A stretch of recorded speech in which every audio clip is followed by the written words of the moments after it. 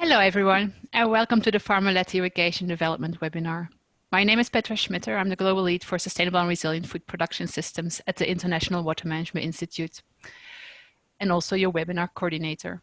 We are excited to have received more than 1,000 registrations from over 96 countries and 500 organizations. It really shows a global interest from policymakers, social enterprises, private sector companies, development partners, and researchers on this topic. While we wait a couple more minutes for everyone to log on, I'd like to introduce Pieter Waalewijn, Global Lead for Water and Agriculture at the World Bank, to share his welcome. Thank you, and I'm really glad to see so many of you already connected. I don't know about you, plus chose this line of work because we like to be behind computer screens, but it gives us the opportunity to talk to a very broad audience. We have originally planned to do this webinar with Thi Minh, the Daugherty Institute, the Global Water Partnership, and us at the World Bank to organize at SAFI in August. But I'm glad we are able to jointly bring this forward and stretch over a mini-series. This is the first of two, and reach so many people. And, we cherish this partnership on farm-led irrigation to refocus our efforts to support a more inclusive, more resilient, and more climate-smart, and indeed thriving smallholder community. And with COVID, I think all these issues are now in overdrive. So we hope this session gives insights on how to engage quickly and at scale. Thank you, Petra and Peter. I'm Molly Nance, your webinar moderator, and I'm also the director of the Daugherty Water for Food Global Institute at the University of Nebraska. As you'll notice, all attendees are muted during the webinar. However, we encourage you to ask questions or feel free to share comments in the chat feature.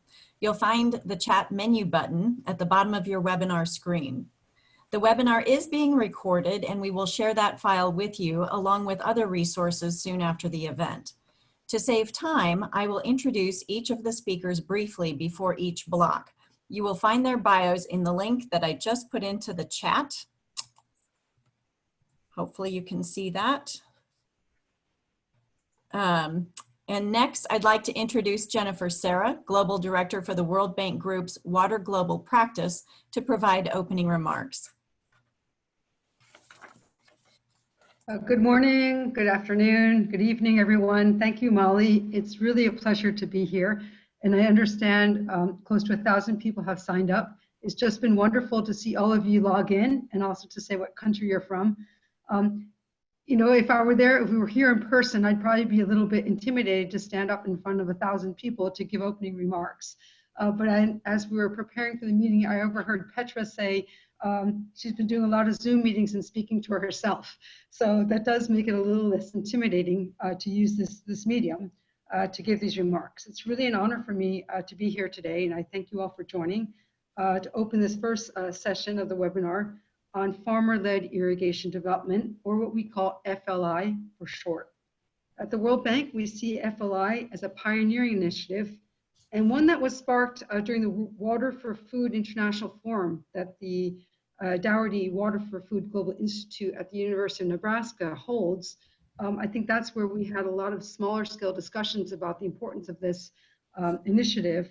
And we came together as a series of partners with IWMI, AGRA, USA, DWFI, among others, to see how can we launch a much broader initiative and share lessons and innovations, connecting smallholder farmers, stakeholders, and partners across the world to collaboratively address and share solutions to accelerate inclusive FLI and reach scale.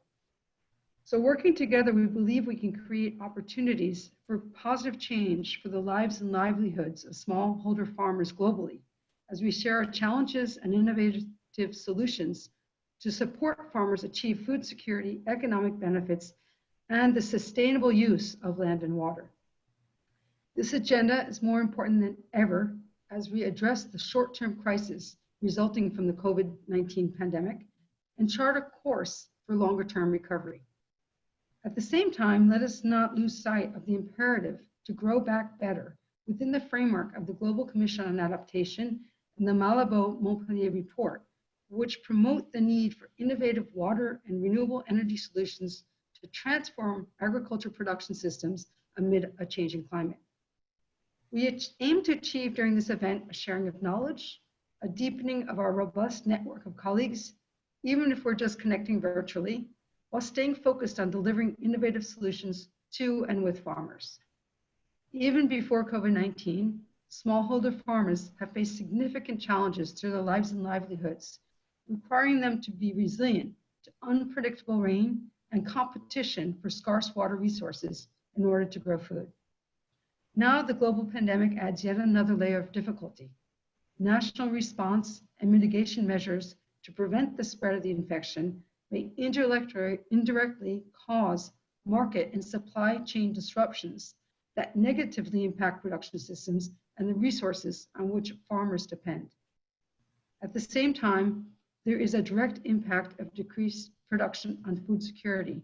The World Food Program estimates that approximately 130 million additional people are currently at risk of acute hunger. The World Bank believes that farmer-led irrigation, FLI, is a cost-effective and scalable agricultural water management solution. Over the past years, we have brought this approach into our financial support to programs in the Sahel, Cameroon, Uganda, Tanzania, and the movement is now spreading globally. The FLI initiative of the World Bank includes, beyond investment support, work on policy, the importance of policy. If we want to go to scale, how do we help governments create a conducive policy environment that supports smallholder farming, advocacy, and knowledge sharing. But of course, farmers are at the center of this work. They're the change makers, the entrepreneurs, and they're the ones who assume a huge amount of risk in the decisions they make. We want to bring their knowledge and experiences to light on the global stage by collaborating with farmers, farming cooperatives, and institutions to make the case for shifting the paradigm on agro-water management and demystifying innovation for farmer-led irrigation. In sum, this event offers the opportunity to focus on environmentally sustainable solutions that can uplift the lives and livelihoods of farmers. And in the short and long term, as we achieve our vision of a water, food secure world for all. Thank you very much, and I wish you a good seminar. Thank you, Jennifer. And next is Mark Smith, Deputy Director General, who's speaking on behalf of Claudia Sadoff, who's the Director General of the International Water Management Institute, also known as IWMI. Thank you, Molly, for that introduction, and good evening, good afternoon, good morning to everybody from Colombo. I wanted to start by saying how pleased we are at IWMI to have joined this group of partners convening this webinar, the World Bank, the Daugherty Water for Food Institute, and the Global Water Partnership, and I really want to thank them for their collaboration. And I want to thank, it's been really exciting watching people log on and seeing where everyone's from. Seen a few names there that I know, so greetings to you all, and greetings to my friends that are coming online too. All of us as partners, we share a vision that FLI, as Jennifer was just outlining, can be a real catalyst for development for many millions of smallholders, and we share a commitment to achieving this potential in sustainable and inclusive ways, which is what we're going to learn much more about during these two webinars. Here at IWMI, we've been working on FLI for the past 10 to 15 years or so, and that was work that was really spearheaded at the beginning, in particular by the Ag Water Solutions Project, which was a program that was supported by the Bill and Melinda Gates Foundation between 2008, 2012. And having built on that foundational work through partnerships, through other projects, and now through the ongoing ILSI program that we're also going to hear more about, we recognize that now is really a critical moment. It's a critical moment to accelerate and spur the scaling of farmer-led irrigation. We've learned too that working with the private sector is crucial to that scaling effort. This first webinar, we're going to look more at that. We've also learned that as scaling rolls out, it's going to be vital that it remains inclusive, and that's going to take focus and concerted effort to make sure that that is built into the ways that we work and the ways that programs are built and the ways that policies are built and implemented and rolled out. And we're learning more about how to scale FLI in ways that are going to be sustainable. And that's going to be another key critical dimension of a key critical marker of success or not for farmer-led irrigation eventually is going to be, do we achieve scale for these kinds of innovations in ways that will be sustainable? So I'm very much looking forward in this webinar and in the next one in the series to exploring how we can all help farmer-led irrigation to meet this potential, to meet its potential for scale, for inclusion, for sustainability, and especially for empowering people to achieve economic growth through development in agriculture. So I'll stop there and hand back to you, Molly. Thank you. Thank you, Mark. Our first block provides an understanding of farmer-led irrigation and the enabling environment. Each speaker will have a few minutes to share their insights. Following their presentations, I will ask for your responses to a poll question, excuse me, and an open-ended question. Due to time constraints, we cannot respond to each question individually, but we will collect all of your questions and share them following the webinar. I will ask each panelist for their response to the follow-up question. Our panelists in this first block are Regassa Namara, the senior water economist with the World Bank Water Global Practice, who will discuss what farmer-led irrigation is and how to accelerate scale-up. Thi Minh is a senior researcher with IWMI, who will share how to assess and address systemic barriers in the farmer-led irrigation enabling environment. And Phil Woodhouse, professor of environment and development at the University of Manchester, who will cover the Studying African Farmer-Led Irrigation project and reframing agricultural policy and investment. Regassa, you may begin.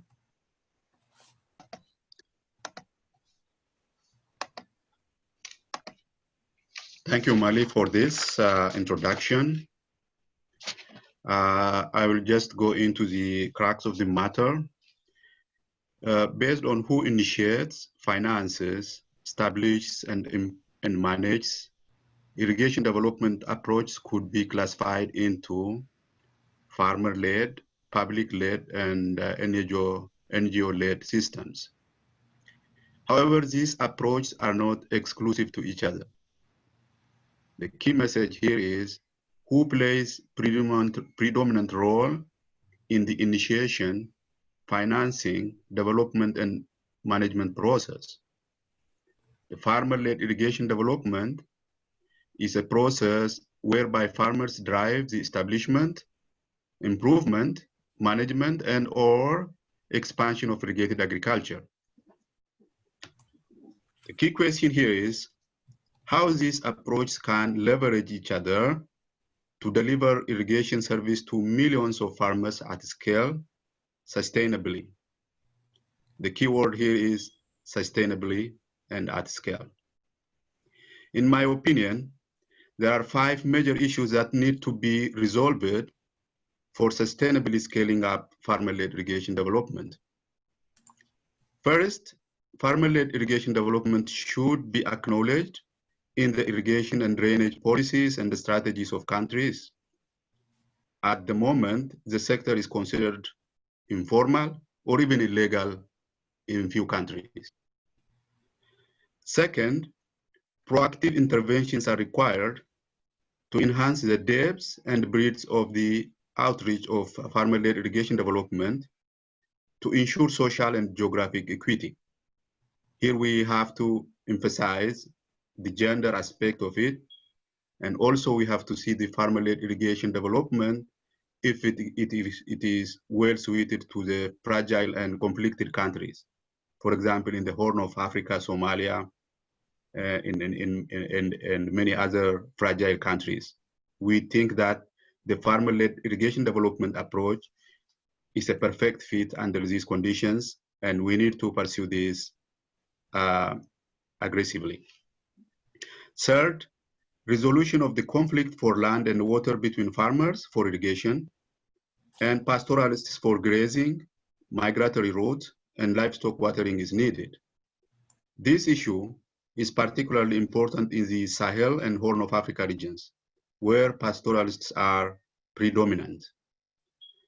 Fourth, ensuring the sustainability of the water resources through implementing interventions that enhance water productivity or efficiency of water use and the water source protection are required. So we need to combine the promotion of the farmer-led irrigation development with strategies that ensure also the water resource, the resource base. Otherwise, we will be facing the problem of resource depletion. Finally, there should be a mechanism for connecting farmers to key players in the irrigation development ecosystem or value chains to create an enabling environment. My colleagues will address these issues in much more detail, and thank you very much for listening to me from my side. Thank you, Regassa. Next, we have Minh. Let me start with asking the question that many of us are asking: where and how to scale? Farmer-led irrigation, per definition, means we start with farmer at their farming system, where diverse farming conditions and resources form a first barrier. Farmer-led irrigation cannot be separated from agricultural value chains, where barriers around underdeveloped irrigation supply and input and output markets linkages are crucial.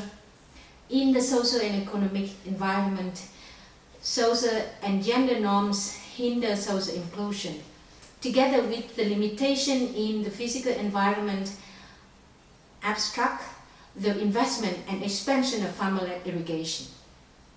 At a broader context, buyout policy frameworks in the policy environment favor large-scale irrigation development. Finally, in the development environments, often we start from the solution and use a technology transfer approach without understanding the actual demands across market segments. Next slide, please. And these examples and their interaction play additional systemic barriers to reach scale. If we truly want to catalyze scale, we need to address these systematically. Based on the development of a scaling framework for 6 countries in sub-Saharan Africa, I wanted to share recommendation here today. First, we need to identify which type of systemic barriers to tackle first in a given context or countries, and yes, they can be different among countries or even within a country. We need to understand how we link and integrate investment to support abundant technologies and services and create a win-win business. We also need to understand which partnerships and investment are needed, because let's be honest, with this complexity, we need different public and private sector actors with different capacity and type of investments. That is why we recently started to bring private sector actors in multi-stakeholder dialogue platforms for farmer-led irrigation in Ethiopia and Ghana.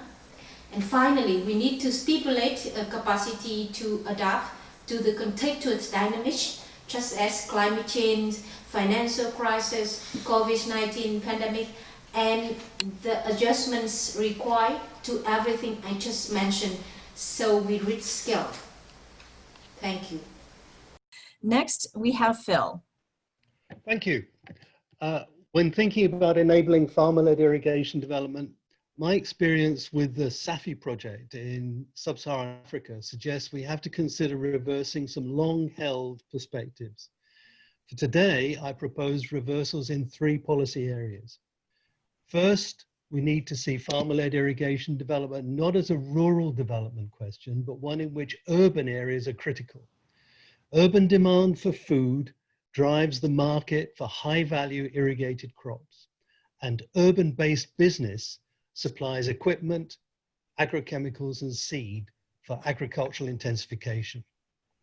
Without access to urban centers, there can be no scaling up of farmer-led irrigation development. Second, we need to rethink regulatory approaches that see small-scale irrigation as unproductive or awaiting transformation. I don't deny that productivity and efficiency need to be improved, but in the here and now, small-scale irrigators are dynamic, market-oriented producers with a major impact on regional food supplies. Recognizing this suggests, I think, a need for a regulatory framework that sets explicit water rights and obligations and a cost-effective local registration of small-scale irrigators, collection of fees, conflict resolution, etc. In a further reversal, this means increasing technical and administrative capacity to support irrigation at a local rather than a central level. A final regulatory reversal is to reorient river basin planning away from the current emphasis on water conservation and narratives of water scarcity. African agriculture needs to use more water, and the issue is to achieve this effectively and efficiently, rather than shutting down innovation through a blanket assertion of water scarcity. Which brings me to my third and final reversal, which concerns the polarization between large and small-scale irrigation as separate systems. We know that around any public or private large-scale water infrastructure, there is a proliferation of unofficial small-scale irrigation. Yet it is not uncommon for large-scale irrigation schemes to fall into disrepair. Do farmer-led irrigation initiatives offer a way of rethinking the relationship between public water infrastructure and small-scale agricultural entrepreneurship? So, my key point about the challenge of enabling farmer-led irrigation development is that it will demand that we are open to reversing many of our long-held policy stances. Thank you.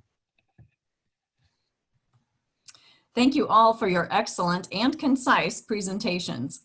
Attendees, now it's your turn to share your thoughts with the following poll. You'll have 1 minute to select your answer. Well, kind of across the board, although most have identified the financial modalities for smallholder farmers as one of the largest barriers, and we'll be talking a little bit more about that in our next block. In the next question, close that.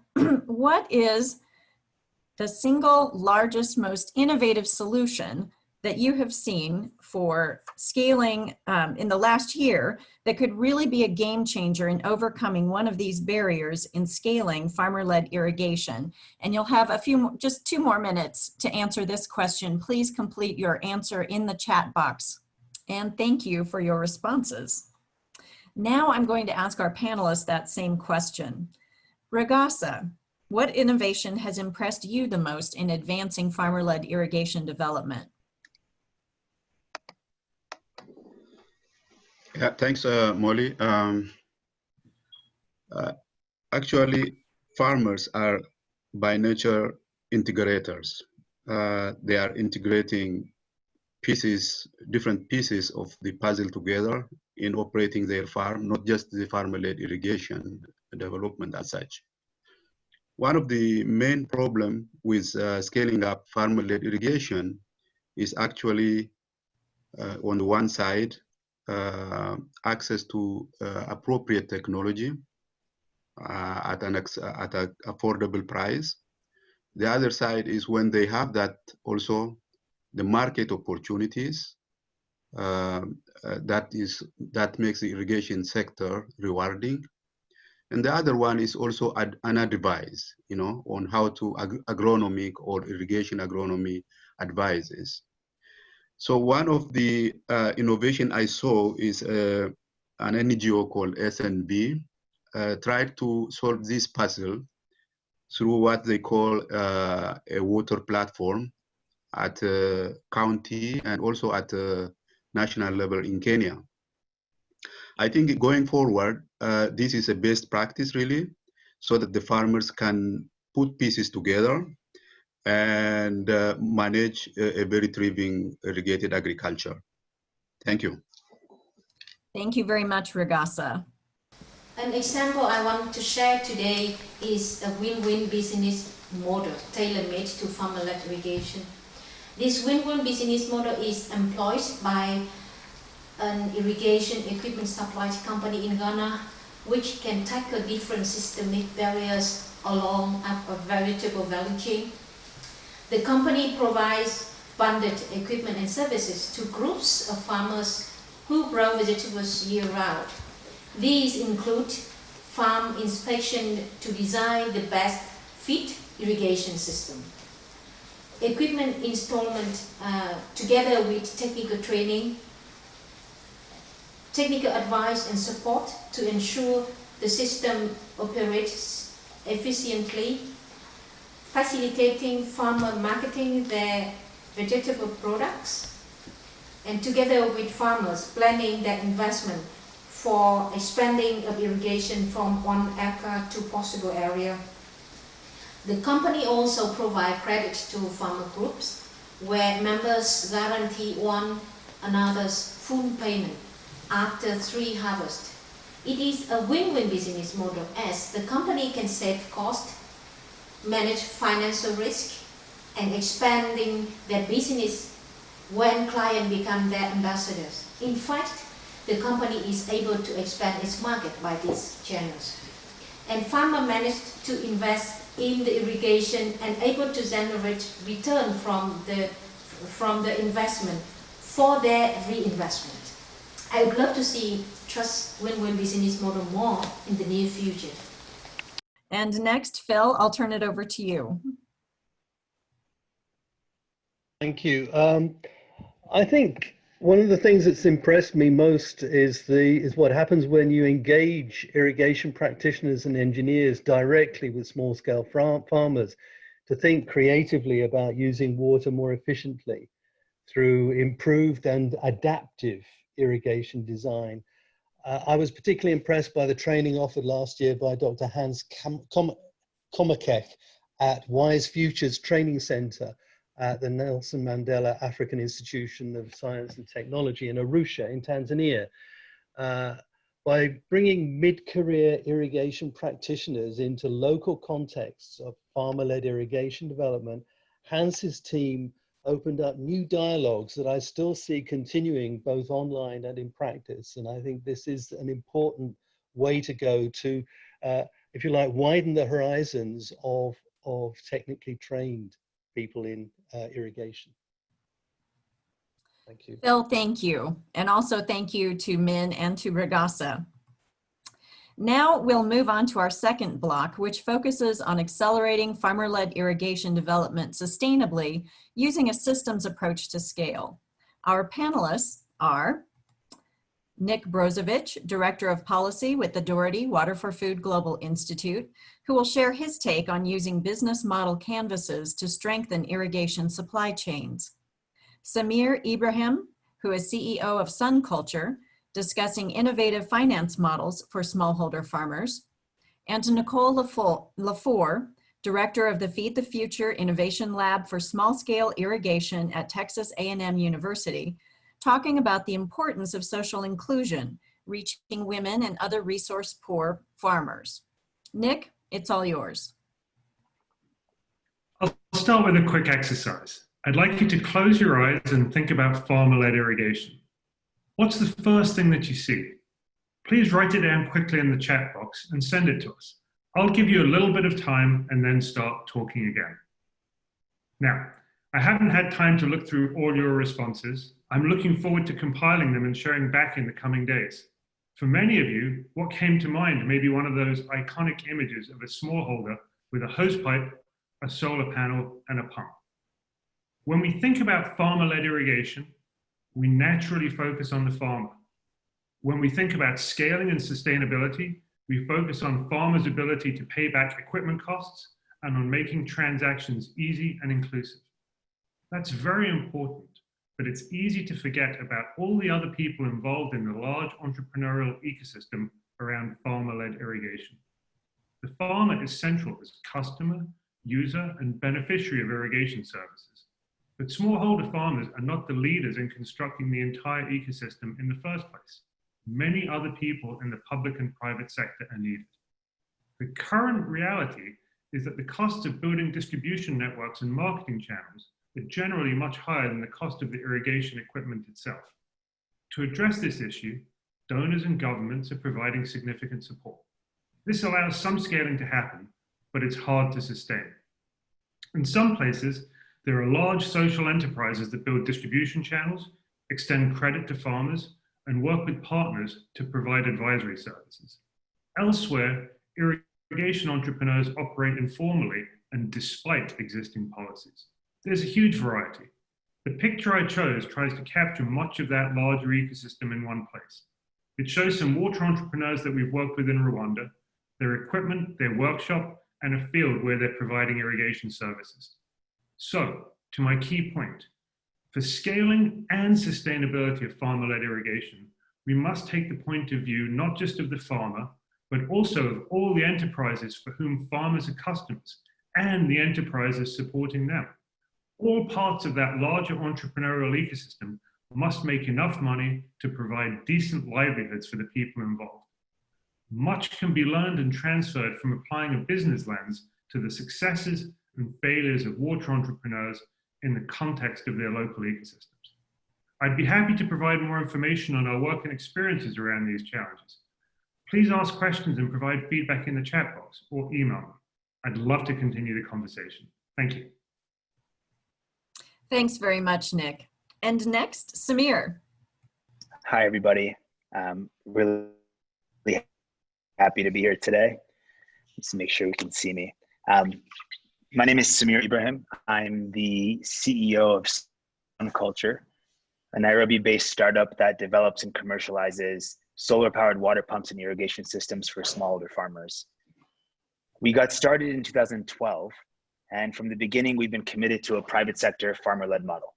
Our philosophy is that treating farmers as customers rather than beneficiaries of aid entices us to be highly responsive to their needs.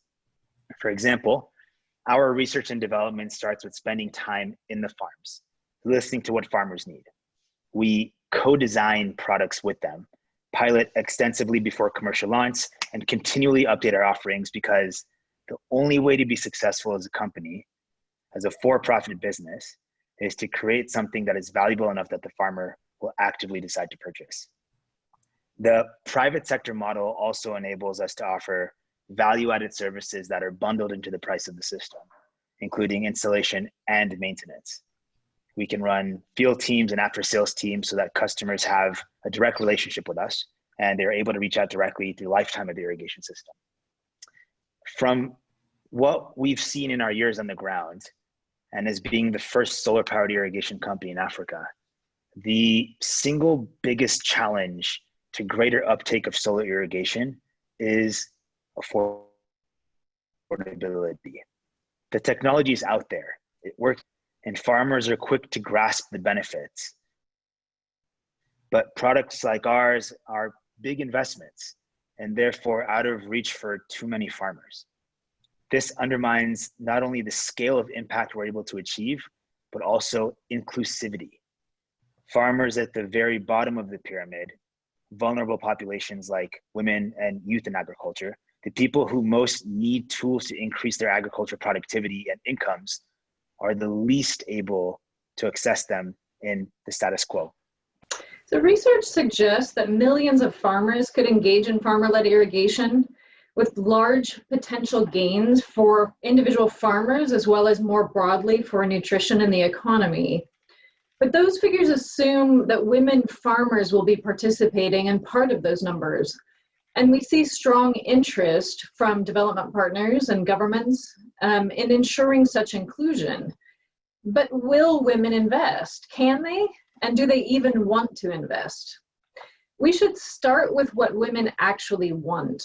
Do women want to be leading irrigation in the field or in any other points in the irrigated value chain?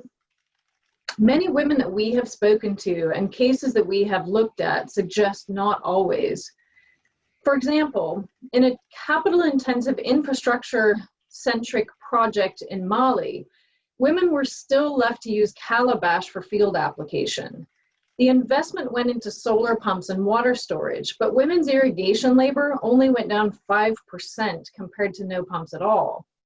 So the project had targeted women through existing women's groups, and women did not have to make any down payment at all. Yet women still did not want to join the cooperative. So we as researchers or projects may see benefits for women investing in irrigation, but we can't just assume that women want to start irrigating. What about in cases where women do want to engage, to lead irrigation investments? Can they actually do that? So far, not really.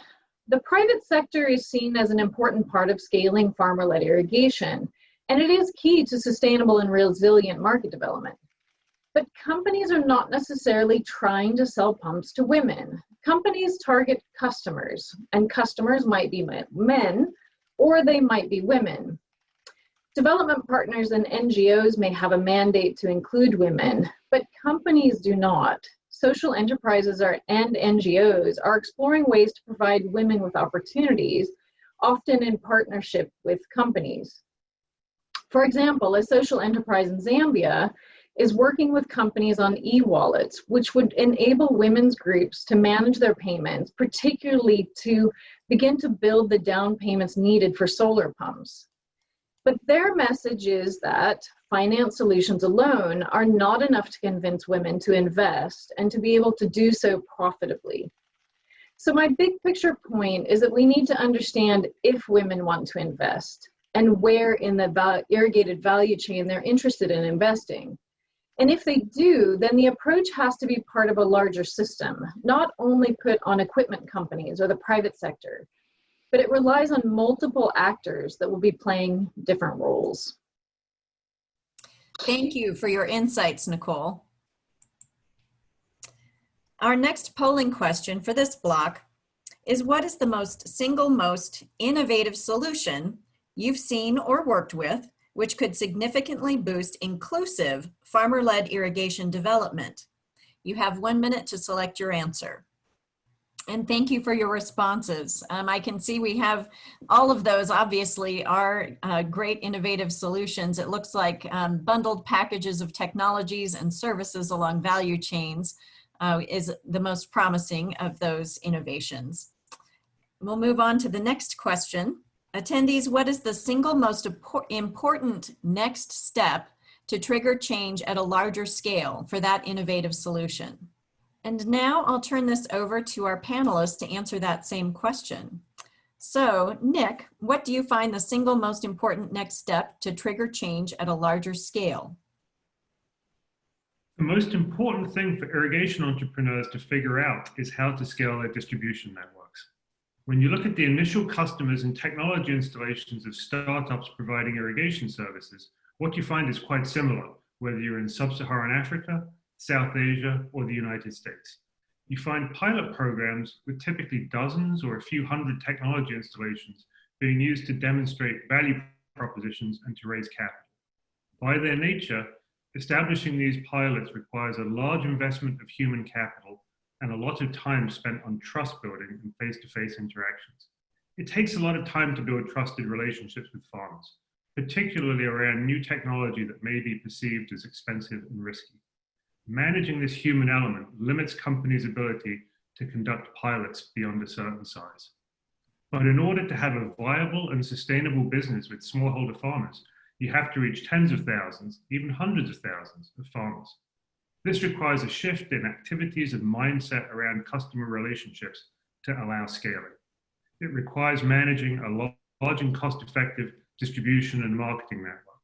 The kinds of enterprises that are able to work with individual farmers in their fields to build knowledge and trust and understand how to provide new irrigation technology and services often struggle with the logistics of scaling beyond the field and pilot project level. So for me, the most important next step is understanding how to partner effectively with existing organizations, both for-profit and non-profit, that are very good at maintaining distribution networks and that already have trusted relationships with smallholders. The most innovative solutions I've seen in the last year have been those that acknowledge the difficulties involved in scaling from pilot projects to meaningful landscape level impact. In response, these enterprises are building strategic partnerships around marketing and distribution rather than trying to do everything themselves. Thank you. Nick, thank you for your perspective. Samir, hopefully we can connect with you. I hope so. Can you hear me now? What do you think it will take to trigger change at a larger scale? So, like I said, just right before I was cut off, the single biggest factor limiting the uptake of the scaling of these technologies is affordability. And we're at a very unique point in time where the technology exists. The benefits have been proven. Farmers are comfortable with the technology. The financing exists. We just have to use them appropriately. So one thing that we did about 1.5 years ago is we set up a consumer financing team and processes so that customers can choose to buy our systems on between a 6 and 30-month payment plans. We call this pay as you grow. And this has dramatically increased the base of farmers that we can reach. That being said, there are still many farmers further down the pyramid. There's a huge unmet need and unmet opportunity here for donors, DFIs, multilaterals, and governments to step in with innovative financing mechanisms to close the affordability gap. To trigger change at a larger scale, smart, time-bound subsidies need to be a key priority of the solution. Subsidies have always been part of reaching rural populations with new technologies. Government subsidies for water pumps in South Asia in the 1950s and the 1960s helped to fuel the Green Revolution. Cross-boundary and Duke University Energy's Access Project examined countries that have achieved widespread rural electrification over the last 50 years. And they found that this has required subsidizing grid connections by 70 to 100%. Time and time again, countries have realized that rural, poor, and remote communities will be left behind if we rely solely on the private market. So smart time-bound subsidy programs would certainly accelerate uptake today while helping companies reach economies of scale so that market prices go down faster. As a good example, in Togo, the government has set up a partnership with a company called B-Box to pay 50% of the monthly cost for a solar home system, contingent on the customer paying their part. This keeps incentives aligned for companies to be responsible in their growth and credit portfolio while expanding access. I think that we should be looking to replicate and explore innovative models like this, because with creative and ambitious financing mechanisms, I think we could scale up irrigation to bring smallholder farmers out of poverty and feed the world. And I look forward to discussing this with everyone on the call about how we can make it happen. Samir, thank you. I'm so glad we were able to connect and we're able to get your thoughts and experience on that. Nicole, how about you? What are your views? From what we're hearing from companies as well as individual farmers and other partners, really a critical part is facilitating and de-risking those partnerships. So, you know, we hear that there's all of these different areas where action is needed in the market and then in the food system more broadly. So from capacity development to market access to water resource management. And to do each of those, you really need partnerships. So it's not only about the irrigation equipment supply, but it's really also about de-risking and making it easier for those different actors to find partners and to find modalities for them to work together effectively. Right now, it's very difficult for each of these actors to find each other and to look for opportunities to collaborate. So one thing that we are hearing is that all of these different partners are looking at ways to find each other and to partner more efficiently. That's great, Nicole. Thank you. And thank you all very much for participating in this globally important issue in a very tight webinar. I just wanted to share that we have enjoyed sharing these learnings, and it's amazing how much experience and innovations there are globally to tap into. As this webinar has highlighted, we can create win-wins for business and farmers in an equitable way by strengthening partnerships and investment, understanding user needs, building upon our experience, and continuing to adapt as we learn to support the scaling of farmer-led irrigation development.